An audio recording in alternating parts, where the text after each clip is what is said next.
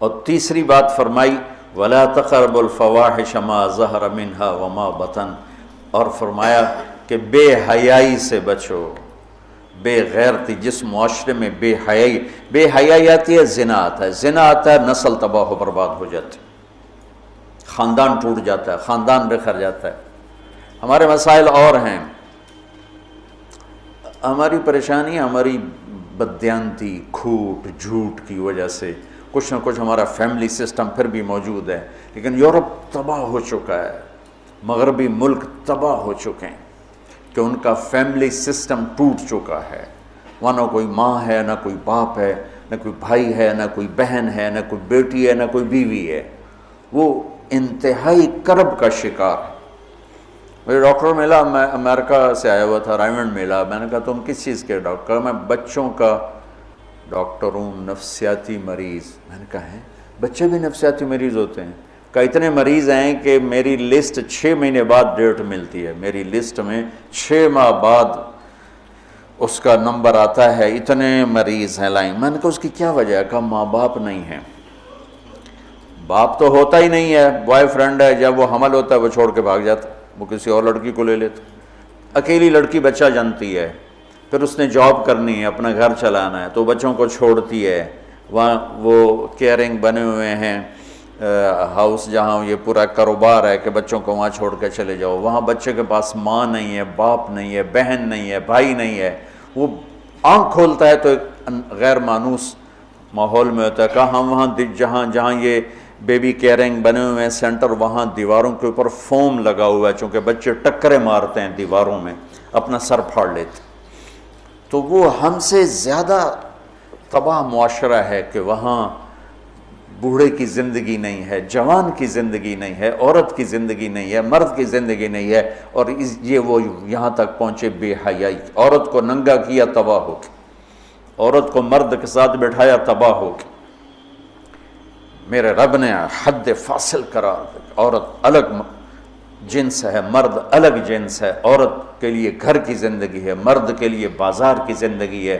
جب تم بڑے دانشور بنو گے اور ایک ڈیسک پہ ان کو بٹھاؤ گے تو بے حیائی، آج کی یونیورسٹیوں میں جو کھلم کھلا، میں زبان سے کیسے کہوں، اپنا ہی پیٹ ننگا کرنے والی بات، اور میرا رب کہہ رہا لا تقربوا الفواحش ما ظہر منها وما بطن، کہ بے حیائی کے قریب نہ جاؤ، بے حیائی کے قریب نہ جاؤ۔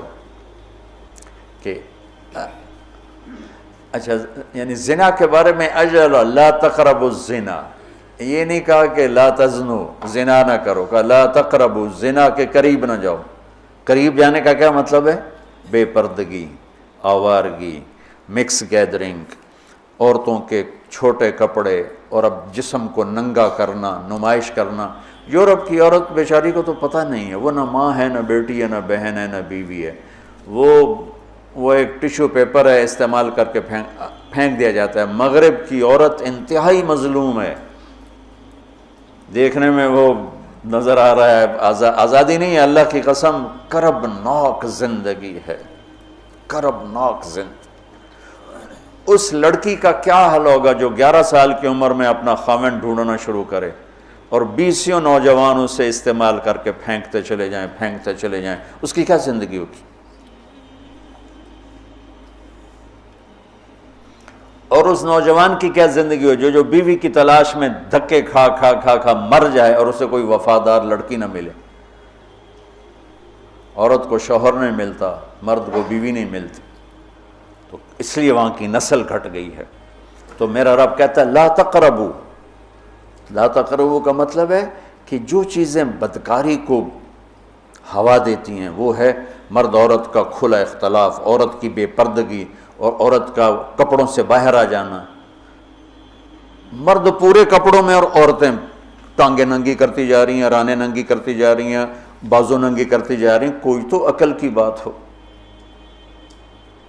یہ شیطان نے عورت کو الٹے راستے پہ چلایا اور اس نے اپنی عزت بھی گنوا دی، عصمت بھی گنوا دی، اور اپنا مقام اور مرتبہ بھی گنوا دی۔ تو شرک نہ کرو، والدین کے ساتھ احسان کرو، اور فرمایا بے حیا نہ بنو، بے حیا نہ بنو، بے غیرت نہ بنو۔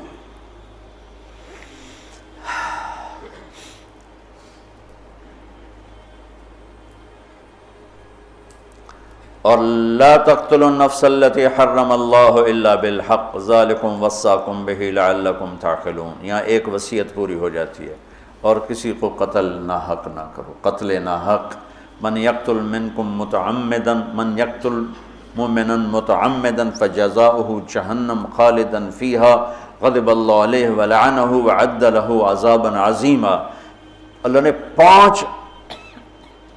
پانچ عذاب سنائے ہیں۔ جو کسی مسلمان کو جان بوجھ کے قتل کرے گا اس کی جزا ہے جہنم، خالداً فیہا، ہمیشہ رہے گا، غضب اللہ علیہ، اور اللہ اس کا اس پہ غضب ہوگا، ولعنہ، اور اللہ کی اس پہ لعنت ہوگی، وعد لہ عذابا عظیم، اور اس کے لیے عذاب عظیم تیار کیا ہوا ہے۔ عمر بن عبدالعزیز کا انتقال ہونے لگا تو بلا کے رجا سے کہا 3 بادشاہوں کو قبر میں اتارا، عبد الملک کو، ولید کو، سلیمان کو، تہجد گزار، شب بیدار، روزے دار، قرآن کی تلاوت کرنے والے، زنا سے پاک، شراب سے پاک، فحاشی سے پاک، آوارگی سے پاک۔ لیکن فرمایا میں نے دیکھا ان کے چہرے کالے سیاہ ہو گئے اور ان کے چہرے قبلے سے یوں ہٹ گئے۔ کیا تھا؟ ظالم، خون بہایا۔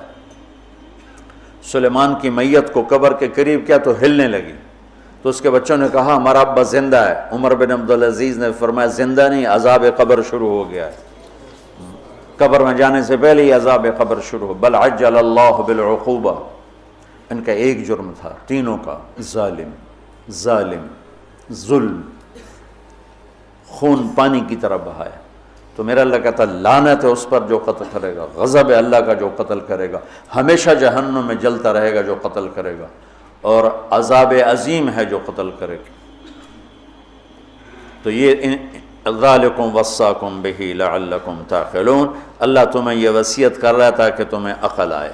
فرما عداوتوں کو دور فرما، جو صاحب اولاد نہیں ان کی جھولیوں کو اولاد سے بھر دے، نیک و صالح عطا فرما، جن کو دیے ہیں ان کو آنکھوں کی ٹھنڈک بنا، جن کے بچے بچیاں جوان ہیں ان کے نیک رشتے مقدر فرما، جو مقروض ہیں تنگ دست ہیں ان کی تنگیاں دور فرما۔ یا اللہ ہم سب سے راضی ہو جا۔ وصلی اللہ تعالی نبی الکریم۔